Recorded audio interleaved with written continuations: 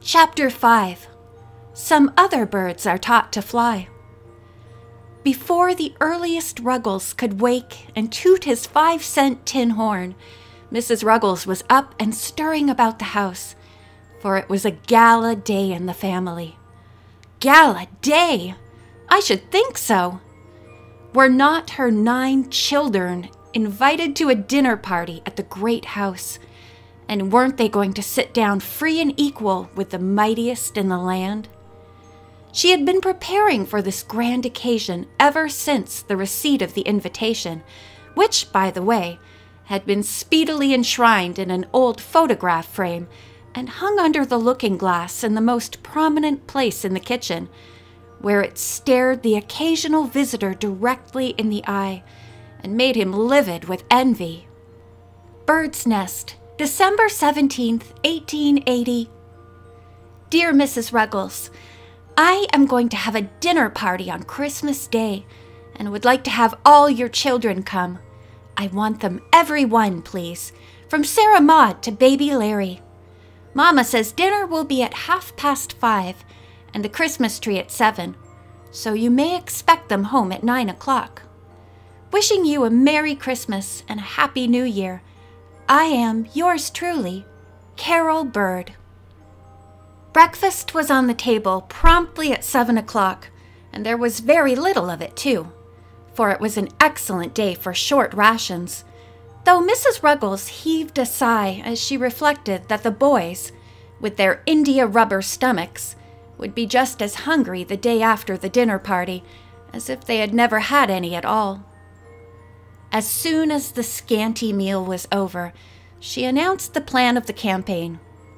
Now, Susan, you and Kitty wash up the dishes, and Peter, can't you spread up the beds so that I can get to cutting out Larry's new suit? I ain't satisfied with his clothes, and I thought in the night of a way to make him a dress out of my old red plaid shawl, kind of Scotch style, you know, with the fringe at the bottom. Eily, you go find the comb and take the snarls out the fringe. You little boys clear out from underfoot. Clem, you and Con hop into bed with Larry while I wash your underflannins. 'Twon't take long to dry 'em. Yes, I know it's bothersome, but you can't go into society without taking some trouble. Anyhow, I couldn't get round to 'em last night. Sarah Maud, I think it would be perfectly handsome if you ripped them brass buttons off your uncle's policeman's coat and sewed 'em up in a row up the front of your green skirt. Susan, you must iron out yours and Kitty's aprons. And there, I come mighty near forgetting Peory's stockings. I counted the whole lot last night when I was washing of 'em, and there ain't but 19 anyhow yer fix 'em, and no 9 pairs mates nohow, and I ain't going to have my children wear odd stockings to a dinner company, fetched up as I was. Eily, can't you run out and ask Miss Cullen to lend me a pair of stockings for Peory, and tell her if she will, Peory'll give Jim half her candy when she gets home. Won't you, Peory? Peoria was young and greedy, and thought the remedy so out of all proportion to the disease that she set up a deafening howl at the projected bargain. A howl so rebellious and so entirely out of season that her mother started in her direction with flashing eye and uplifted hand, but she let it fall suddenly, saying, "No, I vow I won't lick you Christmas Day if you drive me crazy. But speak up smart now and say whether you'd rather give Jim Cullen half your candy or go bare-legged to the party." The matter being put so plainly, Peoria collected her faculties, dried her tears, and chose the lesser evil, Clem having hastened the decision by an affectionate wink that meant he'd go halves with her on his candy. "That's a lady," cried her mother. "Now you young ones that ain't doing nothin', play all you want to before noontime, for after you get through eatin' at 12 o'clock, me and Sarah Maud's gonna give you such a washin' and combin' and dressin' as you never had before, and never will again likely, and then I'm gonna set you down and give you 2 solid hours trainin' in manners, and 'twon't be not foolin' neither." "All we've gotta do's eat," grumbled Peter. "Well, that's enough," responded his mother. "There's more'n one way of eatin', let me tell yer, and you've got a heap to learn about it, Peter Ruggles." Land's sakes, I wish you children could see the way I was fetched up to eat. I never took a meal of victuals in the kitchen before I married Ruggles. But you can't keep up that style with 9 young ones and your pa always off ter sea. The big Ruggleses worked so well, and the little Ruggleses kept from underfoot so successfully that by 1 o'clock, 9 complete toilets were laid out in solemn grandeur on the beds. I say complete, but I do not know whether they would be called so in the best society. The law of compensation had been well applied. He that had necktie had no cuffs. She that had sash had no handkerchief, and vice versa. But they all had shoes and a certain amount of clothing, such as it was, the outside layer being in every case quite above criticism. "Now, Sarah Maud," said Mrs. Ruggles, her face shining with excitement. "Everything's red and up and we can begin. I've got a boiler and a kettle and a pot of hot water. Peter, you go into the back bedroom, and I'll take Susan, Kitty, Peory, and Cornelius. And Sarah Maud, you take Clem and Eily and Larry, one to a time. Scrub 'em and rinse 'em, or, 'tany rate, get fur's you can with 'em, and then I'll finish 'em off while you do yourself." Sarah Maud couldn't have scrubbed with any more decision and force if she had been doing floors, and the little Ruggleses bore it bravely, not from natural heroism, but for the joy that was set before them. Not being satisfied, however, with the tone of their complexions, and feeling that the number of freckles to the square inch was too many to be tolerated in the highest social circles, she wound up operations by applying a little Bristol brick from the knife board, which served as the proverbial last straw, from under which the little Ruggleses issued rather red and raw and out of temper. When the clock struck 4, they were all clothed, and most of them in their right minds, ready for those last touches that always take the most time. Kitty's red hair was curled in 34 ringlets, Sarah Maud's was braided in 1 pigtail, and Susan and Eily's in 2 braids apiece, while Peoria's resisted all advances in the shape of hair oils, and stuck out straight on all sides, like that of the Circassian girl of the circus, so Clem said, and he was sent into the bedroom for it, too, from whence he was dragged out forgivingly by Peoria herself 5 minutes later. Then, exciting moment, came linen collars for some, and neckties and bows for others. A magnificent green glass breastpin was sewed into Peter's purple necktie, and eureka! The Ruggleses were dressed, and Solomon in all his glory was not arrayed like one of these. A row of seats was then formed directly through the middle of the kitchen.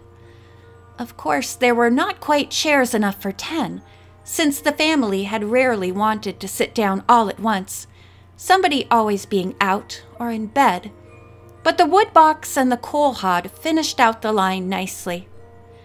The children took their places according to age, Sarah Maud at the head and Larry on the coal hod, and Mrs. Ruggles seated herself in front, surveying them proudly as she wiped the sweat of honest toil from her brow. "Well," she exclaimed, "if I do say so as shouldn't, I never seen a cleaner, more stylish mess of children in my life. I do wish Ruggles could look at you for a minute.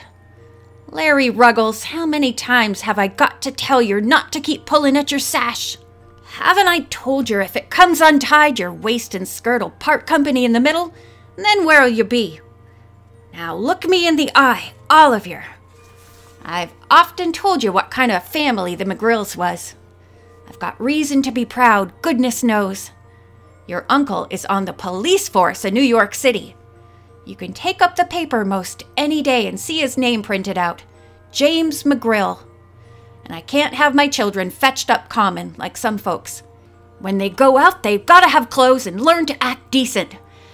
Now I want to see how you're going to behave when you get there tonight. Let's start in at the beginning and act out the whole business.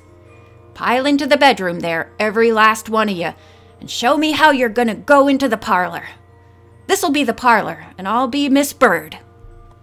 The youngsters hustled into the next room in high glee, and Mrs. Ruggles drew herself up in the chair with an infinitely haughty and purse-proud expression that much better suited a descendant of the McGrills than modest Mrs. Bird. The bedroom was small, and there presently ensued such a clatter that you would have thought a herd of wild cattle had broken loose. The door opened, and they straggled in, all the little ones giggling, with Sarah Maud at the head, looking as if she had been caught in the act of stealing sheep, while Larry, being last in line, seemed to think the door a sort of gate of heaven which would be shut in his face if he didn't get there in time. Accordingly, he struggled ahead of his elders and disgraced himself by tumbling in head foremost. Mrs. Ruggles looked severe. "There, I knew you'd do it in some such fool way. Now go in there and try it over again, every last one of you. And if Larry can't come in on 2 legs, he can stay at her home. Do you hear?" The matter began to assume a graver aspect. The little Ruggleses stopped giggling and backed into the bedroom, issuing presently with lockstep, Indian file, a scared and hunted expression in every countenance. "No, no, no!" cried Mrs. Ruggles in despair. "That's worse yet. You look for all the world like a gang of prisoners. There ain't no style to that. Spread out more, can't you? And act kind of careless like. Nobody's going to kill ye." The third time brought deserved success, and the pupils took their seats in the row. "Now you know," said Mrs. Ruggles impressively. "There ain't enough decent hats to go round, and if there was, I don't know's I'd let you wear 'em, for the boys would never think to take them off when they got inside. But anyhow, there ain't enough good ones. Now, look me in the eye. You needn't wear no hats, none of yer, and when you get into the parlor and they ask you to lay off your hats, Sarah Maud must speak up and say it was such a pleasant evening, such a short walk, that you left your hats to home to save trouble. Now, can you remember?" All the little Ruggleses shouted, "Yes, marm," in chorus. "What have you got to do with it?" demanded their mother. "Did I tell you to say it? Weren't I talking to Sarah Maud?" The little Ruggleses hung their diminished heads. "Yes, marm," they piped more feebly. "Now get up, all ya, and try it. Speak up, Sarah Maud." Sarah Maud's tongue clove to the roof of her mouth. "Quick!"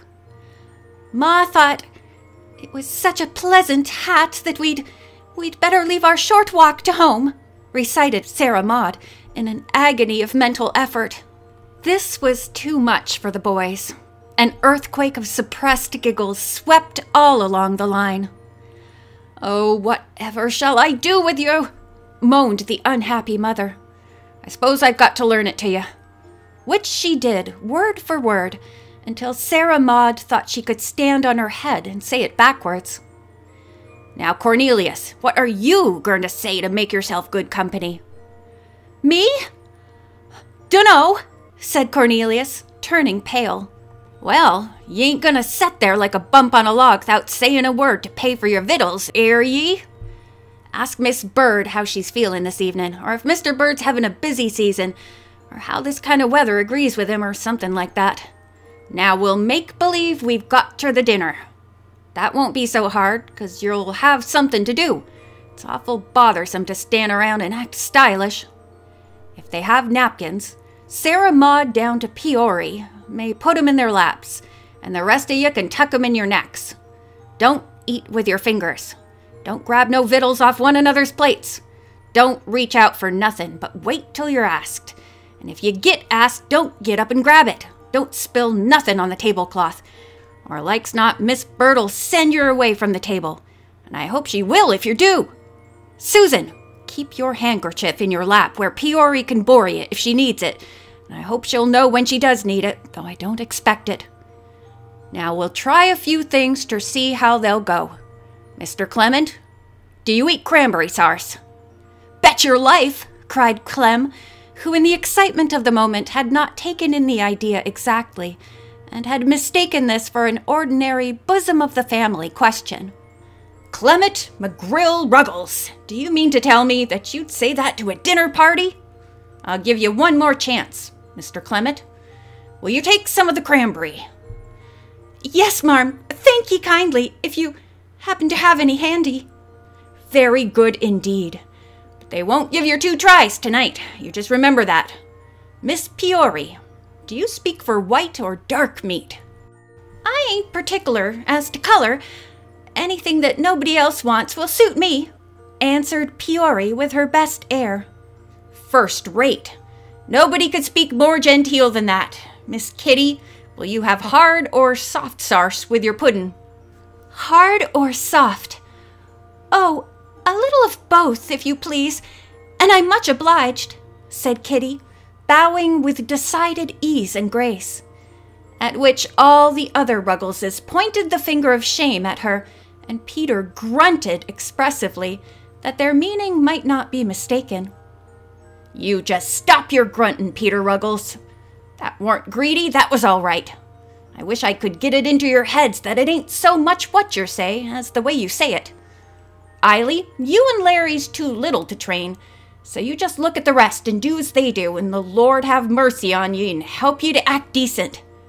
Now, is there anything more you'd like to practice?" "If you tell me one more thing, I can't set up and eat," said Peter gloomily. "I'm so crammed full of manners now I'm ready to burst. Without no dinner at all." "Me too," chimed in Cornelius. "Well, I'm sorry for you both," rejoined Mrs. Ruggles sarcastically. "If the amount of manners you've got on hand now troubles ye, you're dreadful easy hurt. Now, Sarah Maud, after dinner, about once in so often, you must get up and say, 'I guess we'd better be goin'.' And if they say, 'Oh no, set a while longer,' you can set. But if they don't say nothing, you've got to get up and go. Now, have you got that into your head?" "About once in so often." Could any words in the language be fraught with more terrible and wearing uncertainty? "Well," answered Sarah Maud mournfully, "seems as if this whole dinner party set right square on top of me.